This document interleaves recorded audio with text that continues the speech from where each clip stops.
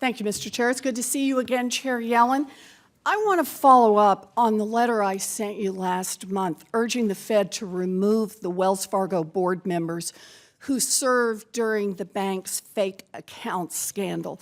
And I appreciate the response you sent me earlier this week, which acknowledges that you have legal authority to remove these board members, and that confirms that you're willing to use that authority if it is warranted. And that's the question I want to get at today. How could removal of these board members not be warranted given the facts that we already know? You know, the 2008 financial crisis showed that the big banks had completely inadequate risk management systems. And after the crash, the Fed established tough new rules for risk management. Those rules imposed higher risk management standards on bigger and more complex institutions, which means that Wells Fargo, by law, had to meet a very high standard. So let's lay this out. The Wells Fargo Board of Directors is ultimately responsible for risk management at the bank. Is that right, Chair Yellen? That is a responsibility. Good. So the board is responsible, and here's what they're responsible for under the Fed's own regulations. Making sure that there are, quote, processes and systems to integrate risk management with management goals and its compensation structure, and making sure there are, quote, processes and systems for ensuring effective and timely implementation of actions to address emerging risks. Now, Wells Fargo didn't come close to meeting those requirements.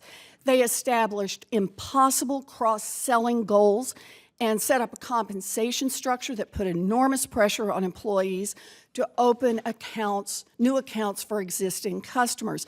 And despite a mountain of evidence that these incentives were leading to the creation of fake accounts, the board did nothing for years. The result was thousands of employees opening more than 2 million fake accounts. So can you explain to me how the Wells board can possibly have satisfied its obligations under the Fed's risk management regulations?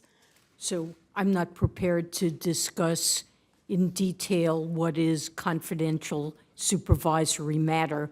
I will say that the behavior that we saw was egregious and unacceptable, and it is our job to understand what the root causes were of those failures. And as I've agreed, we do have the power, if it proves appropriate, to remove directors. A number of actions have already been taken, and we need to conduct a thorough investigation to look at the full record to understand the root causes of the problems, and we are certainly prepared to take enforcement actions if those prove to be appropriate. Well, I appreciate that, Chair Yellen, because we already know a lot that's just in the public record and that Wells itself has already admitted to, and that in fact, Wells Fargo's own board commissioned an investigation by the law firm Sherman and Sterling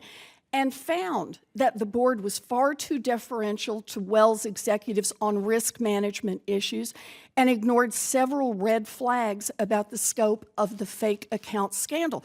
So there's already a lot out there in public. And here's what worries me.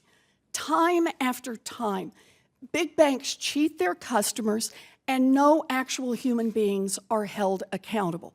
Instead, there's a fine, which ultimately is paid for by shareholders, not by executives, and certainly not by directors of the board. And nothing's going to change at these big banks if that doesn't change. You know how I know that for a fact? Is because in 2011, the Fed fined Wells Fargo $85 million for illegally steering mortgage borrowers into costlier loans. And the Fed specifically said those illegal practices were caused by, quote, incentive compensation and sales quota programs and the lack of adequate controls to manage the risks resulting from these programs.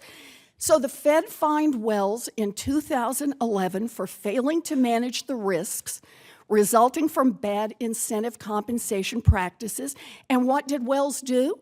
For the next 4 years, immediately after that fine, the board signed off on incentive compensation practices that led to the creation of 2 million fake accounts. Fines are not working with these giant financial institutions.